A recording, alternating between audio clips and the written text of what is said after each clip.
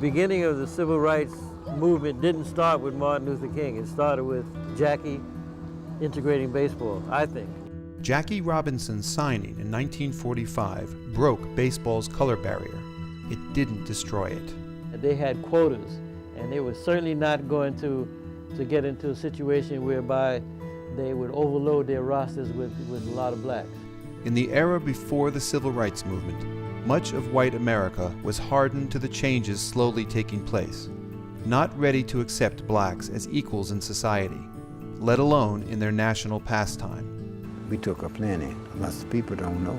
And I believe I could have excelled, hitting and running and setting some records too. You didn't get the chance.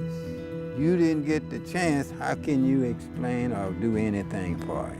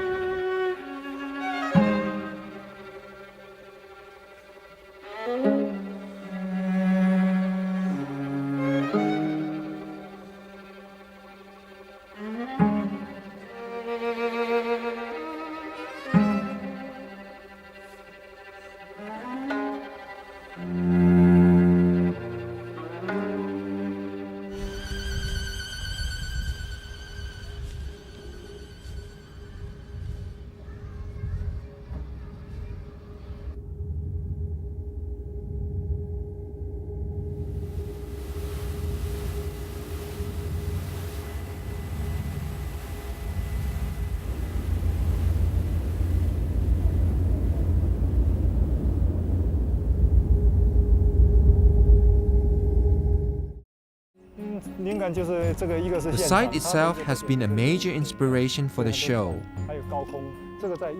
Many other shows might involve a river, barges, and of course the sky. But the opportunity to work with the buildings on the Bund, having a middle ground for this grand stage, is unique. This has been the basic inspiration and structure for the program. So as any major ceremony, international ceremony, you roll the red carpet out for the guests. And the first scene in this program is us rolling out a flickering red carpet that's going to be 1,000 feet long by 600 feet wide across the river. The team would run into many obstacles, but they would soon realize that the key to pulling off this show would be their ability to compromise. Working with the Chinese was quite challenging. They think this is the same thing. If we put this electric match here. We found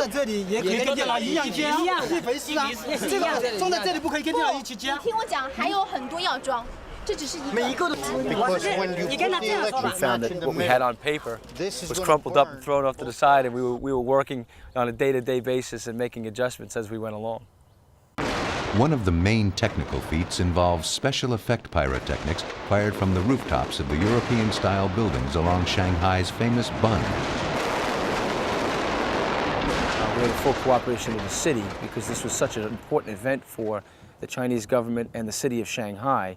The pleasant surprises were when there were blockades that we might not normally get through here. There, those blockades were opened very quickly in order to get to the end result, which is a successful fireworks program. We shot something like 6 shots in 1.9 seconds, and I was shooting with a camera that shoots 6 frames a second, and there's only actually about 3 of those frames where you can see the president. After that, it's the agent pushing him in the car. The motorcade sped off, didn't stop for us, and there I was standing.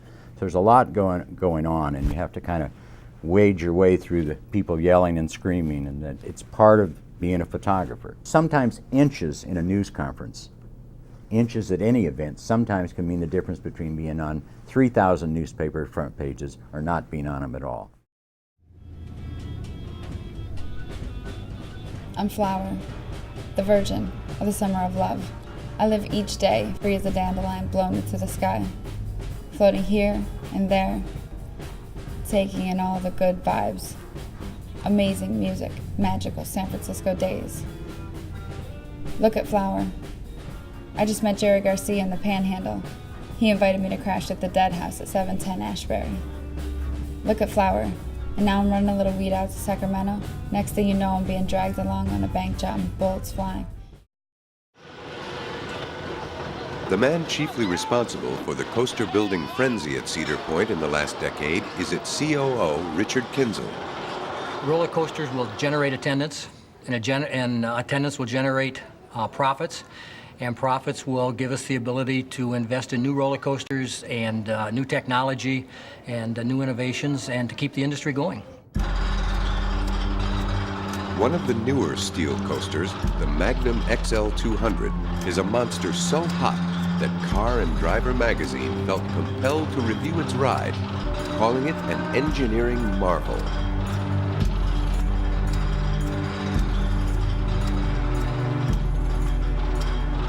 As you click up the hill and you get to the very top, you're 200 and some odd feet above the ground, and you're looking straight out into Lake Erie. And if on a clear day you can see Canada, which is amazing. You look off to the right, you see the park, you see the sailboats off to your left. And then when you drop, just everything breaks loose and you're in for the ride of your life.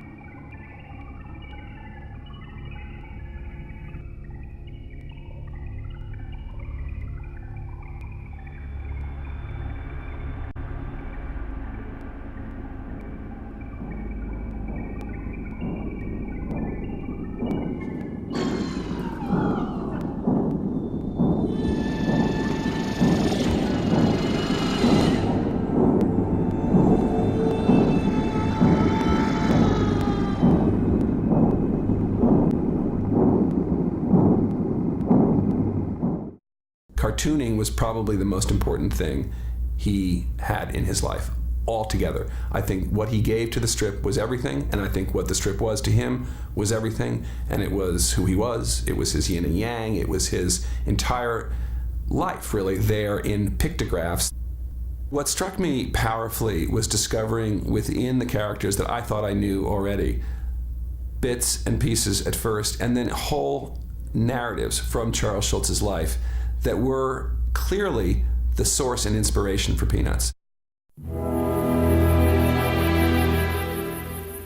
There was one night where I recall waking up suddenly, and across from my bed was a closet that was missing one door, and I had hung a curtain over the side of the closet without the door. I wasn't aware of what time it was. I was just frightened. I don't recall dreaming or anything like that. I was terrified. And I could make out a figure in there. How far away is he from you? Like 5 feet? No, he's right in front of me. Mm-hmm. Okay, now, so you get a good look at him now. Yeah. Describe him to me. Small body. You can see his ribs. No hair. Smooth head. He doesn't say anything. They allegedly number in the hundreds of thousands. Men and women who swear on their lives they have had extraordinary, inexplicable, sometimes invasive close encounters with aliens. Whether or not they are telling the truth is at the center of a worldwide controversy. Are alien visitations for real? And if there is life on other planets, have they been using Earth as a cosmic biology experiment?